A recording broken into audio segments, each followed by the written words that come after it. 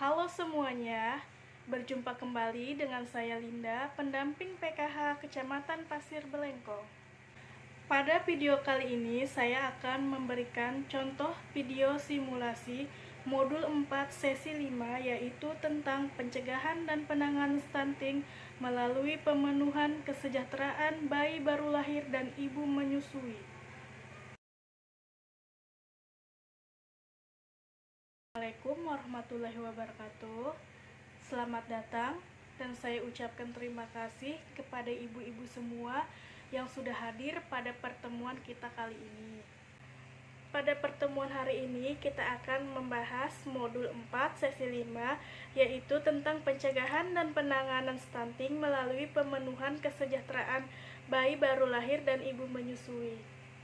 Sebelum kita memasuki materi hari ini, saya ingin bertanya kepada ibu-ibu semua, apa yang sudah kita pelajari pada pertemuan sebelumnya?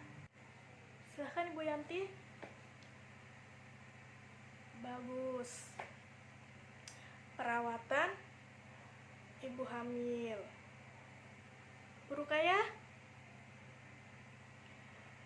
Pencegahan dan penanganan stunting melalui kesejahteraan ibu hamil. Nah, gimana ibu-ibu semua?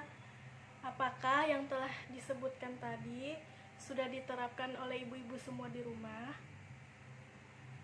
Bagus. Good, Bu. Semuanya sudah menerapkan ya.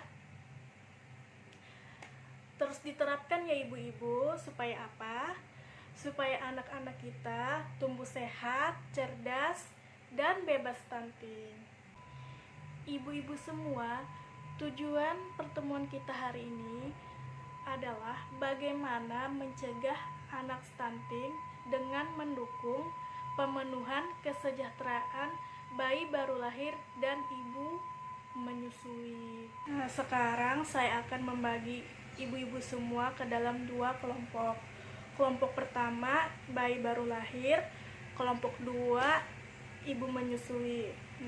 Silahkan ibu-ibu semua setiap perkelompok berdiskusi tentang kebutuhan fisik dan mental bagi bayi baru lahir, dan kelompok 2 kebutuhan fisik dan mental bagi ibu menyusui. Nanti hasil diskusinya bisa ditulis di tabel seperti ini. Tabel kebutuhan bayi baru lahir sampai usia 6 bulan. 1. Kebutuhan fisik, siapa yang memberikan? 2. Kebutuhan mental, siapa yang memberikan? Begitu pula untuk ibu menyusui. Tabelnya sama, kebutuhan fisik siapa yang memberikan, kebutuhan mental siapa yang memberikan. Jangan lupa pula memasukkan inisiasi menyusui dini atau IMD di tabel hasil diskusi ya ibu-ibu. Sekarang saya minta perwakilan setiap kelompok untuk menyampaikan hasil diskusinya. Silahkan pertama, kelompok 1, mungkin Ibu Yanti mau menyampaikan. Bagus Ibu Yanti, jawabannya bagus ya ibu-ibu. Tepuk tangan untuk kelompok 1. Sekarang kelompok 2, mungkin Ibu Rukayah mau menyampaikan hasil diskusi. Baik, mantap ya ibu jawabannya. Tepuk tangan untuk kelompok 2. Apakah ada yang ingin menambahkan hasil diskusi ibu-ibu? Oke, tidak ada ya. Terima kasih saya ucapkan ibu-ibu semua sudah berdiskusi dan menyampaikan hasil diskusi masing-masing kelompok. Jawabannya hebat dan luar biasa ibu-ibu. Tepuk tangan buat kita semua. Ibu-ibu, apakah pemenuhan kebutuhan bayi baru lahir dan ibu menyusui sudah terjadi di masyarakat? Kesimpulannya adalah kesejahteraan bayi harus dipenuhi oleh orang tua, yang berupa 1. Kebutuhan fisik terdiri dari IMD dan ASI eksklusif, dan yang kedua kebutuhan mental terdiri dari rasa kasih sayang. Dengan terpenuhinya kesejahteraan ibu menyusui, maka tumbuh kembang anak akan optimal, sehingga anak bisa terbebas dari stunting. Tentang hambatan dan solusi kebutuhan fisik dan mental bagi ibu menyusui dan bayi baru lahir. Nanti setelah berdiskusi, hasil diskusinya bisa ditulis di tabel seperti ini. Hambatan dan solusi kesejahteraan bayi baru lahir, kebutuhan fisik, hambatannya apa dan solusinya bagaimana, kebutuhan mentalnya apa, kebutuhan mental, hambatannya apa, solusinya bagaimana. Begitu pula untuk ibu menyusui, tabelnya sama, kebutuhan fisik, hambatannya apa, solusinya apa, kebutuhan mental, hambatannya apa, solusinya apa. Sekarang saya minta perwakilan setiap kelompok untuk menyampaikan hasil diskusinya. Terima kasih ya ibu-ibu semua sudah menyampaikan hasil diskusinya. Hasil diskusinya sudah baik, mantap. Kebutuhan fisik dan mental bagi bayi yang baru lahir dan ibu menyusui dapat terpenuhi dengan memanfaatkan layanan yang tersedia di masyarakat, misalnya posyandu, puskesmas, PAUD, atau bantuan sosial dari pemerintah berupa program sembako dan pertemuan peningkatan P2K2. Bisa berdiskusi kembali dengan kelompok masing-masing. Silahkan berdiskusi tentang jenis dan manfaat kebiasaan atau tradisi ketika menyambut ibu dan bayi baru lahir.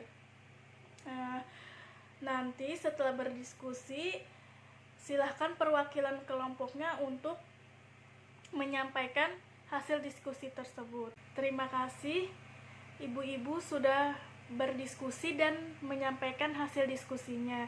Jawabannya sangat bagus dan sangat luar biasa. Jadi ada hal yang perlu kita perhatikan bersama ya ibu-ibu. Yang pertama, keluarga dan lingkungan harus bijak dalam memilih tradisi untuk mendukung tumbuh kembang anak sehingga anak bisa terbebas stunting. Yang kedua, bentuk dan dukungan yang bisa diberikan oleh keluarga dan lingkungan, yaitu secara material berupa makanan bergizi, peralatan dan perlengkapan bayi baru lahir dan ibu menyusui, dan secara non-material berupa rasa kasih sayang dan informasi perawatan ibu menyusui. Dari materi yang sudah kita pelajari hari ini, saya harap ibu-ibu semua bisa mempraktekannya di rumah. Ibu juga boleh menginformasikan kepada anggota keluarga yang lain dan tetangga sekitar rumah. Sekarang saya minta ibu-ibu semua untuk menuliskan di tabel janji diri tentang rencana yang akan ibu lakukan di rumah terkait pemenuhan kesejahteraan bayi baru lahir dan ibu menyusui. Jika sudah, ibu-ibu boleh mengumpulkan tabel janji dirinya kepada saya. Ibu-ibu harus bisa mengoptimalkan bantuan sosial dari pemerintah untuk pemenuhan kesejahteraan bayi baru lahir dan ibu menyusui. Jika ada hal lain yang ingin ibu ketahui tentang bayi baru lahir dan ibu menyusui, bisa menghubungi SDM Kesos.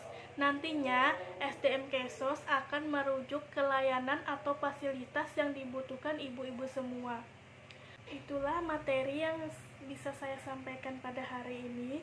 Sebelum saya menutup pertemuan hari ini, marilah kita berdoa. Berdoa dimulai. Berdoa selesai. Sekian dan terima kasih. Assalamualaikum warahmatullahi wabarakatuh.